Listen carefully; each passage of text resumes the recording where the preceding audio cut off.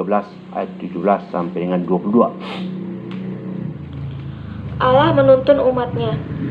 Setelah Firaun membiarkan bangsa itu pergi, Allah tidak menuntun mereka melalui jalan ke negeri orang Filistin, walaupun jalan ini yang paling dekat. Sebab firman Allah, jangan-jangan bangsa itu menyesal apabila mereka menghadapi peperangan, sehingga mereka kembali ke Mesir. Tetapi Allah menuntun bangsa itu berputar melalui jalan di padang gurun menuju ke laut Teberau. Dengan siap sedia berperang, berjalanlah orang Israel dari tanah Mesir. Musa membawa tulang-tulang Yusuf, sebab tadinya Yusuf telah menyuruh anak-anak Israel bersumpah dengan sungguh-sungguh. Allah tentu akan mengindahkan kamu, maka kamu harus membawa tulang-tulangku dari sini. Demikianlah mereka berangkat dari Sukot dan berkemah di Etam, di tepi padang gurun. Tuhan berjalan di depan mereka pada siang hari dalam tiang awan untuk menuntun mereka di jalan, dan pada waktu malam dalam terang tiang api untuk menerangi mereka, sehingga mereka dapat berjalan siang dan malam. Dengan tidak beralih, tiang awan itu tetap ada pada siang hari, dan tiang api pada waktu malam di depan bangsa itu. Demikianlah firman Tuhan. Jemaat yang dikasihi Tuhan kita Yesus Kristus, Tuhan berjalan di depan mereka untuk menuntun mereka di jalan. Keluaran 13 ayatnya yang ke-21. Setelah Raja Firaun melepas atau membiarkan bangsa Israel keluar dari Mesir di bawah kepemimpinan Musa untuk menuju tanah perjanjian, tanah Kanaan, maka bangsa ini harus berputar-putar melalui padang gurun menuju Laut Tiberia. Banyak yang kita lupa kenapa bangsa Allah ini harus menderita begitu lama, berjalan selama 40 tahun. Bahkan hanya 2 orang dari orang yang lahir dulu di Mesir yang bisa sampai ke tanah Kanaan, yaitu Yosua dan Kaleb. Alasan apakah yang utama? Maka Tuhan Allah menuntun mereka dengan begitu lama ternyata adalah masalah ketakutan dari hati bangsa itu sendiri. Allah tidak menuntun bangsa itu melalui jalan pendek atau jalan pintas, melalui jalan yang ke negeri orang Palestina, sebab firman Tuhan Allah. Jangan-jangan bangsa itu menyesal apabila mereka menghadapi peperangan, sehingga mereka kembali ke Mesir. Itu kita baca, kita dengar di Keluaran 13 ayat 17b yang tadi. Itulah alasan Allah yang utama. Maka bangsa Israel harus menempuh jalan panjang. Tentunya masih banyak alasan Tuhan lainnya mungkin agar bangsa itu tabah dan kuat, serta mengubah perilaku budak menjadi perilaku anak Tuhan, dan ajaran dan bimbingan Tuhan untuk lebih mendekatkan bangsa itu mengenal Sang Penciptanya yang telah mengeluarkan mereka dari tanah perbudakan di Mesir. Jemaat Tuhan yang berbahagia, bagaimana dengan perjalanan hidup kita saat ini? Kita juga berharap bahwa Allah akan membuat jalan bagi kita melintasi belantara masa depan.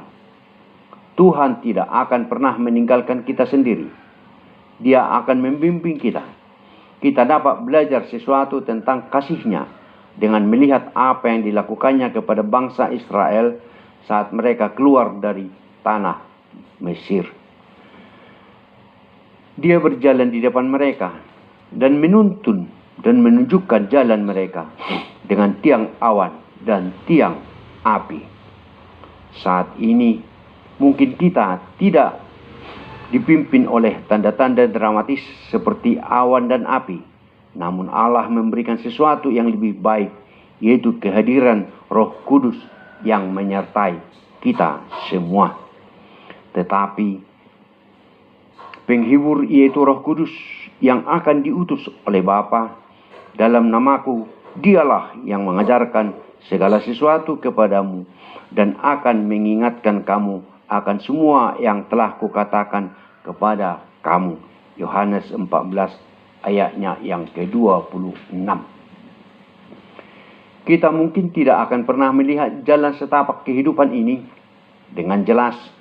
Namun tak kala kita mengikuti pimpinan Roh Kudus dan firman Allah, kita akan mengetahui kemana kita harus melangkah ketika jalan di hadapan kita mulai kabur atau mulai tidak jelas.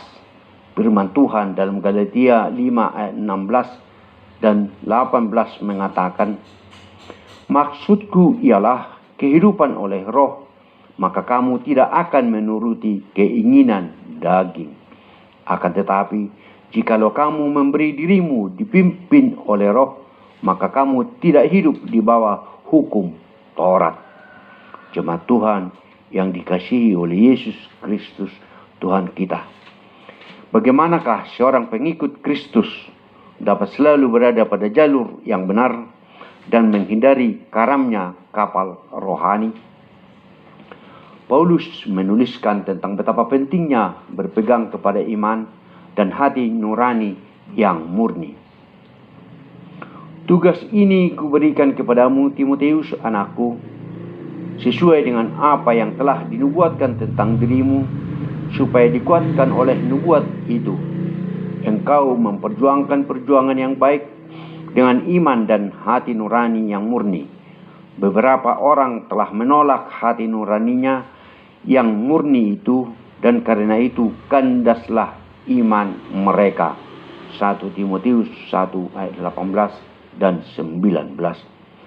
Maka kita dapat melakukannya dengan membaca firman Tuhan, membaca Alkitab secara teliti, mengikuti petunjuk firman Allah, dan bergantung kepada tuntunan dan pertolongan Roh Kudus dari waktu ke waktu.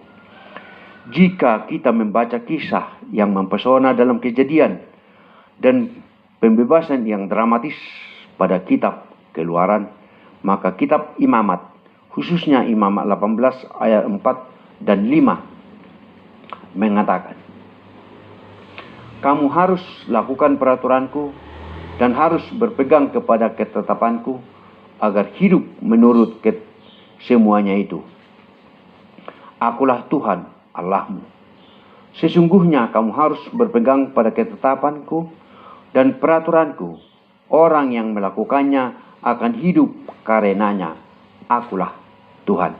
Imamat 18 ayat 4 sampai dengan 5. Itulah pegangan hidup bagi orang-orang yang telah dilepaskan dari hidup lamanya dan menuju masa depan yang penuh kemenangan seperti yang dirancang oleh Allah Tuhan kita. Dalam kitab Imamat juga terdapat banyak penggambaran tentang rencana penyelamatan Allah yang disampaikan hampir 1500 tahun sebelum kelahiran daripada Yesus Kristus. Semuanya mengarah kepada penyelamatan umat manusia dari tebusan dosa dan matinya Yesus Kristus di kayu salib, dan berita tentang kebangkitannya dan mengalahkan kuasa dosa sebagaimana yang dikatakan oleh Yohanes Pembaptis dalam Yohanes 1 ayatnya yang ke-29 sebagai berikut. Pada keesokan harinya, Yohanes melihat Yesus datang kepadanya dan ia berkata, lihatlah anak domba Allah yang menghapus dosa manusia. Maka marilah kita dengan bimbingan Roh Kudus menata hidup dan perilaku lama kepada pengharapan baru dengan menetapkan diri sebagai pengikut Kristus yang setia. Amin. Itulah firman buat kita hari ini.